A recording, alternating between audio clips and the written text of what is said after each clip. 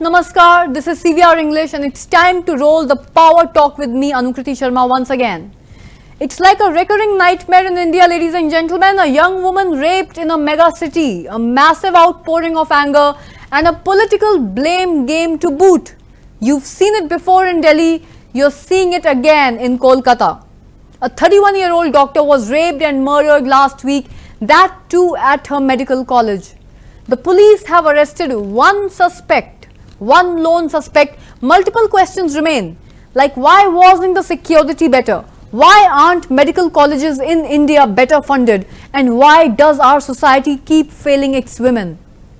To demand these answers, hundreds of women hit the streets 4 days ago.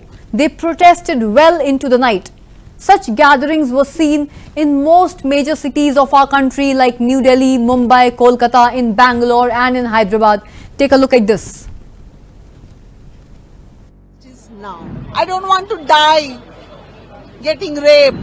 I assure you, this is not going to be another Sushant Singh Rajput. I am an actor, but I'm not here as an actor. I am not here to be by a movement. No, I am part of the movement. Common people are leading it. They are not going to leave this matter until they see the end of it. That it will go on and on and on and on and we will not see the end of it. No. Punishment has to be very, very exemplary. इतना भयानक punishment होना चाहिए कि सचमुच डर जाए. We were always known to be a very liberal city where women interests, women rights are being protected. We are really now in a state where we are like ashamed of. Some vested interests are waiting so that our enthusiasm, our participation, the intensity of the movement, dies down. Now it has come down to something which is beyond anger, beyond rage, beyond frustration, beyond everything, because we are now standing at a point where we have one bottom line, that we need all the criminals in front of us. We want to see their faces as Aam Janta. I am an actor, but I'm not here as an actor. Most of these protests were peaceful. You had candlelight vigils, chants and slogans, maybe a speech or two from the activists, but that was it. It was about demanding justice peacefully. But in Kolkata, the goons hijacked these protests. Dozens of them gathered outside the medical college where the murder happened. They overpowered the police officers, they broke through the barricades and vandalized the college. Many of the doctors inside were attacked. Even the emergency room was completely destroyed. Take a look. आया था ये fully पॉलिटिकलाइज था, जो कोई मतलब motivated था और ये मोटिव लेके भी आया था. This must be backed by ruling party organisation. अभी ये बैरिकेड लगे, ये सब तोड़ के वो लोग अंदर घुस गए और आके हम लोग सच में अपनी जान बचाने के लिए यहाँ से भागे.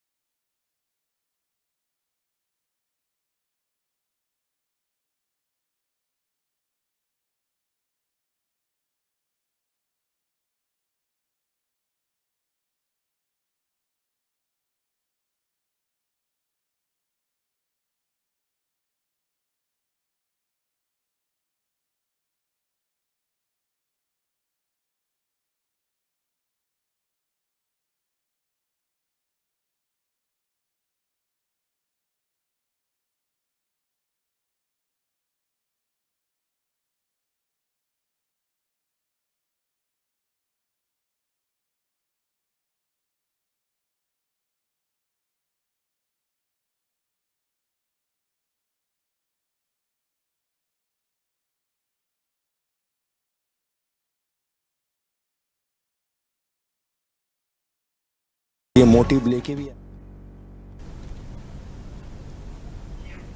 Meanwhile, the protests continue in India.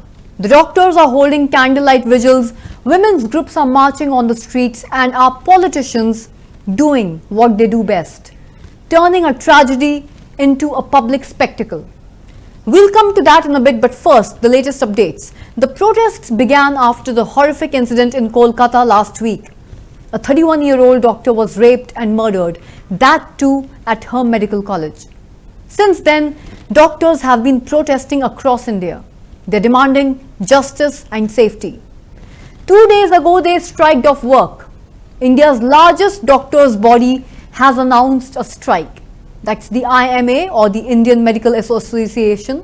Now, the IMA has around 400,000 doctors, so we are witnessing a nationwide strike. All non-essential services had been halted till yesterday morning. And so far, the pressure has been mounting. It's relentless, both from the doctors and from the women's groups. They have been marching and protesting across major cities, and today, my friends, is no different. Some of these protests did not go well. I told you about that just a short while ago. The goons vandalized the college where this crime happened in Kolkata. They attacked doctors and destroyed the emergency room. The Kolkata police are hunting them down, and so far 25 people have been arrested. And what about the murder investigation? Well, the CBI is handling that, the Central Bureau of Investigation, and they have many leads to follow. The victim's family says her colleagues may have been involved. Some interns and doctors at the college may have been involved. I'm sure that the CBI will follow that up. In fact, they have already summoned 5 doctors for questioning, which brings us to the politics of this matter. Yes, the politics. Day before yesterday, West Bengal Chief Minister Mamata Banerjee organized a march. She herself walked at the front of it, and what did she want? Death penalty by next Sunday. Basically, 1 week to probe, to prosecute, and to convict. Now, don't get us wrong here. All of us want speedy, swift justice for that young woman. But let's not ignore the reality. No court can deliver such quick justice, not even the fast-track courts. So this is not about getting justice, this is about getting political mileage. And the other side is doing it too, whether it's about spreading fake news or blaming people without any evidence. Such selfish moves do not help anyone.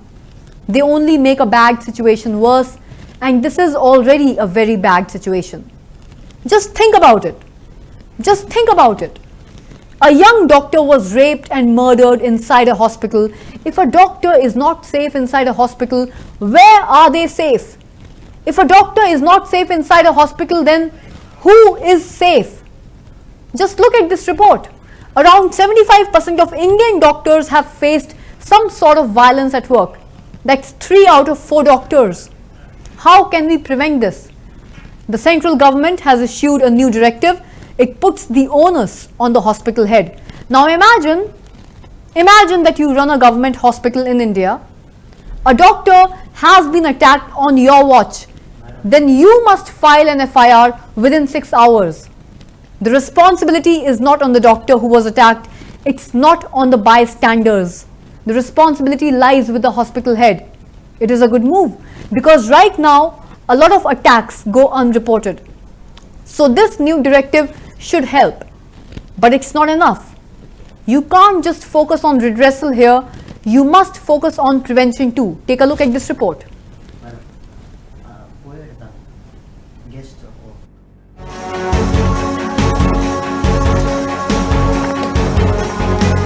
ये इस तरह का घटना को जो mob आया था ये फुल्ली पॉलिटिकलाइज था, जो कोई मतलब मोटिवेटेड था और ये मोटिव लेके भी आया था. This must be backed by ruling party organization. इतना भी ये बैरिकेड लगे ये सब तोड़ के वो लोग अंदर घुस गए और आके हम लोग सच में अपनी जान बचाने के लिए यहाँ से भागे.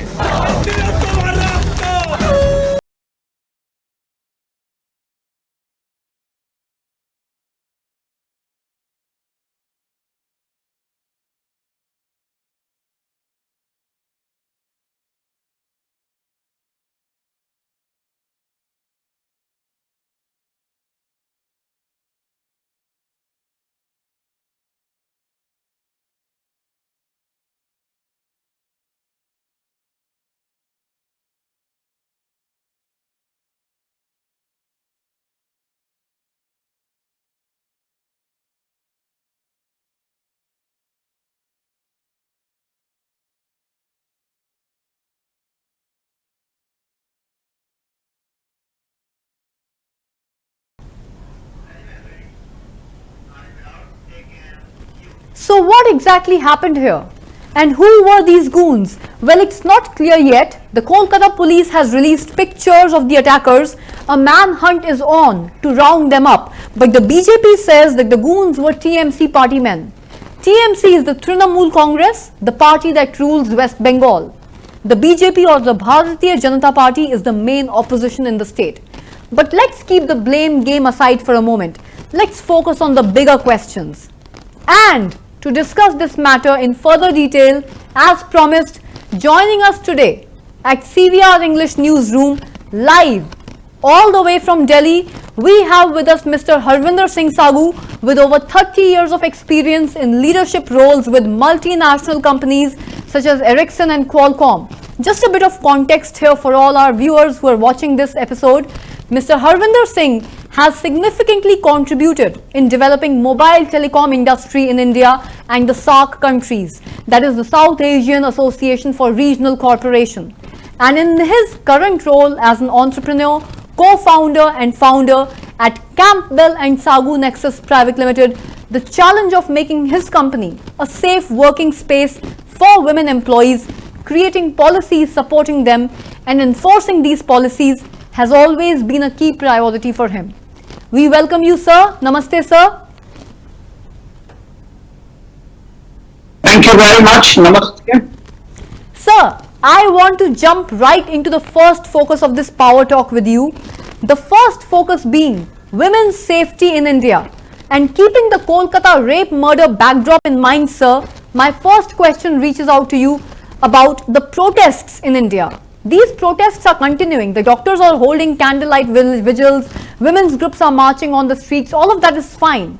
But are we turning this tragedy into a mere public spectacle, sir? Do these protests actually address the root cause and uproot it? And if they do help address this root cause, how do they help? The root cause has to be addressed, the root cause being how do we educate and sensitize our men? And can educational reforms help in decreasing crime rates against our women, sir? No, that is a very pertinent question. If this is the right modus operandi which addresses the root cause of this heinous crime, and it will further prevent such kind of modus operandi can be helped prevention of these kind of crimes, I would have a candid reply to you that it is not the only route, but what happens with these protests, at least the socializing of the crime happens. At least the administrators and the lawmakers and the general public get aware. But if you ask me if these protests are really of significance and they can address the root cause and cater to the problem and prevent it in the future, I have a personal opinion that it is of no help in the long run, because people have short memories, people have their own course to be attended, and these protests 1 day, 2 days, 3 days, and they get diluted. We have seen in the past such incidents in Delhi and other places. So this is at least some beginning, but it doesn't take us to an end. So now yeah. So will educational reforms be helpful here in sensitizing the men of our country? Of course. If you go back in the ancient India, we used to have Manu Smriti and other books and other processes which were mentioning that if someone creates this kind of a crime or indulges into this kind of outraging the women modesty or the crime of this nature, there is a punishment entitled in it. So what does it mean? That somebody at the Gurukul level and in the modern age, in the contemporary arena, yes, in the modern temporary educational fabric, era, the education has to start on these aspects. I have a view right from the primary school level to the higher education, higher adult education. There has to be a subject of it, and that subject needs to be implemented very thoroughly, very religiously, and that is the that is one of the aspects. You know, if I give you an example of Sweden and Scandinavian countries, they say honesty is their asset. You know, where does honesty comes? It gets imbibed from the primitive school or a primary school level. Right. So education, right from the, you know, if we learn from our ancient texts, if we go in our ancient history, education is only the most important aspect which changes the thought process and which makes the society and cultures. So empowering our education- students, empowering our boys and girls through education is the biggest step which our country can take in a positive direction here. Which brings me to the next question to you, sir. Do these protests, we are watching these protests for the last 4 to 5 days, do these protests help to bring about any kind of policy changes or reforms at the political level also, sir? See, you know, as this is my personal view, these protests will do a temporary shake-up, but these protests will not culminate into some substantial end where the policy reforms are happening. This is a suo motu. Cognizance has to take place, has to be taken by our parliamentarian, by our Supreme Court, that, you know, some kind of law changes, where when I say some kind of a law, change of law means speedy addressal. And, you know, it may sound ludicrous, but if someone takes indulges in this kind of a crime, his financials should be impacted. His Yes. banking transactions should be stopped. Not only Correct. his entire family. Very valid you know, point. Yes. there is a direct impact on the family to that fellow, because, you know, when these kind of crimes happen with the sound state of mind, we can very well assume that this crime, in this specific case, the mind of the criminal was sound. Yeah, we cannot say that he was not with the sound mind. But, you know, if the entire family financial systems are stopped, their banks are confiscated, you know, then they will feel that the brunt, and it will be having a right precedence to the others as well. Otherwise, it's a long procedures, going to the courts, having the advocates who will have a pro and cons, and there is a chance that, you know, the victims, because of you know, under some leeway of law, may escape. Very stark practical point made by you here, hitting on the bread and butter of the accused and their family. This could have immediate effects, and this could deter others from committing such heinous crimes in the future. Sir, now speaking about these protests, they were supposed to be peaceful protests right from the beginning, right off the bat. And they were continuing as peaceful protests in the form of candlelight marches and midnight vigils. But in Kolkata recently, some of the goons vandalized the same college where this crime occurred. Could those goons have destroyed any crucial evidence? Because let's remember, sir, this crime happened inside the same college. So it's a key part of the ongoing investigation right now. But Kolkata police claims that the crime scene is fine and that the goons have not touched it at all. But the question still remains, sir, we are doubtful. Could those goons have destroyed any crucial evidence during this vandalization? Of course, you know, that's quite possible. However, we talk about Digital India, where I am also very proud of, you know, the journey which Digital India has taken, you know, has traveled. But at the same time, you know, I'm pretty much sure in the present scenario, in this kind of campus, there must be the surveillance devices like cameras, IoT devices. Those goons can destroy the material or a physical evidence. But if that premise was totally lashed up with the IoT or the camera surveillance devices, then they have a minimal chance. But apart from playing with or destroying the evidences, these goons have definitely tried to divert the attention of the audience from the actual crime to this vandalization. Divert the entire movement, Yes. and have acted in diluting the entire effect. Correct, sir. That is what.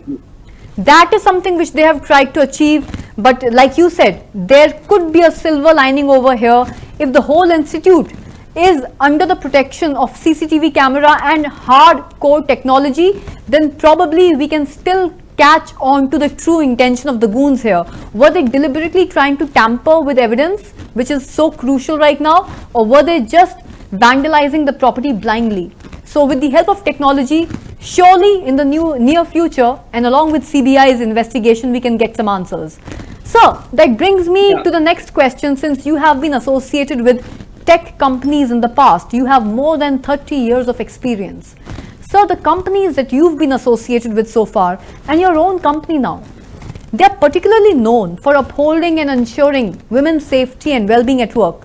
What can all the other organizations of our country do to create that safe space, that environment where women can feel safe while working alongside their male colleagues, sir? Yeah, that's a very, that gives me a great sense of pride, because I have worked with Ericsson for more than 18 years.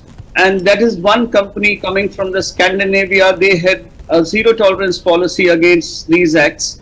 They had the guard and protection system for the women working late night. They had at the unit level, I mean to say, not at the organization level or a leadership level, at the unit level, they had the programs and audits for the unit head, that how the women are being safe and they have a safe and sound environment. I personally feel over and above, having a policy is good. The enforcement of policy is also equally important. Yes, sir. Number two is it should be it should not be a whistleblower himself or herself should not come into a problem, because most of the things get unreported because a whistleblower himself comes into a problem, himself or herself comes into a problem. Very valid point.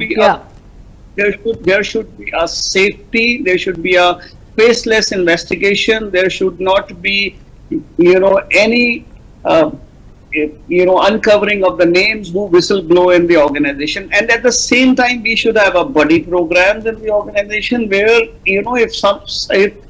if you go for such kind of a crime, the criminals are closely associated, related, friends, family in 80% of the cases. Yeah. So at a very first step, women should also take an initiative. If they feel unsecure, they should definitely report the incidents. Yeah, and they don't report the incidents because they don't get the conducive environment. Absolutely. So we have to provide them a conducive environment and a platform where they can report such incidents before it takes a extreme crime, shape of extreme crime, and it can be prevented. An accurate point made by you here, sir, which I totally agree with, is ensuring protection of the whistleblowers themselves. Sir, do you feel that in India there are genuine whistleblowers, but they are not blowing the whistle because they feel scared for their own safety and security? That's exactly I said, because they toe a line with the power, for a short-term gain. Not a whistleblower, but most of the people. What is happening in the society today is that, if my child, he is a victim, then I feel that everyone should stop and help her or him. But if someone else is getting into this, in this shape, then my child should not stop and help.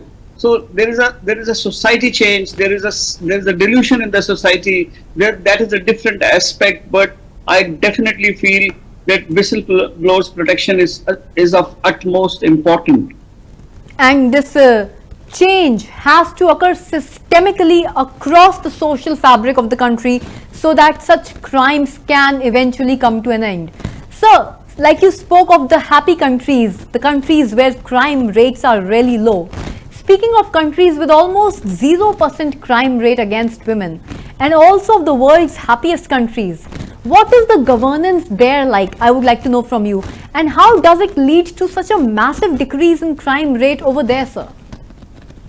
See, if you take, Singapore is not one of the happiest countries, but if you take their example, what was Singapore in 1970s or early before 70s, all kind of crimes used to take place. But, if you now see Singapore, it is a crime-free, zero crime country. But still in 2019 to 2022, some of the such incidents were reported. Why? Because their government is sensitive toward this crime. They have used they are using the technology extensively. They address these crimes immediately. Within 1 month, the criminal case is settled. And so thank you so much, sir. Thank you so much for joining us. Just one last question, if we could wrap it up with one paradoxical question before we wrap up this power talk today. Why Indian ancient culture has become so diluted?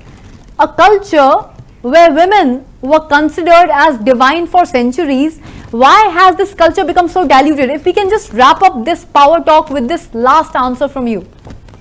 Because we ourselves, I will give you a very subtle answer, because we ourselves are not giving or providing Vedic teachings to our children, because we see more value in the other cultures than our own culture, whereas our own culture has so much strong ethic and morals which are imbibed at the very beginning or a primitive years of education, and who make that will make our society more educated, more morally equipped, and with the thought leadership of having the humanitarian aspects and a value system in place. So I feel we ourselves are not teaching our kids our own Vedic Asian scripts. Thank you so much, sir. Thank you so much, sir, for joining us in our newsroom today and sharing your valuable experience and insights on this burning issue of women's safety at the workplace. Ladies and gentlemen, that was another episode of the Power Talk with me, Anukriti Sharma. I'm going to meet you again tomorrow at 7 p.m. with another episode of Power Talk. Till then, Jai Hind, Namaste. Keep watching CVR English.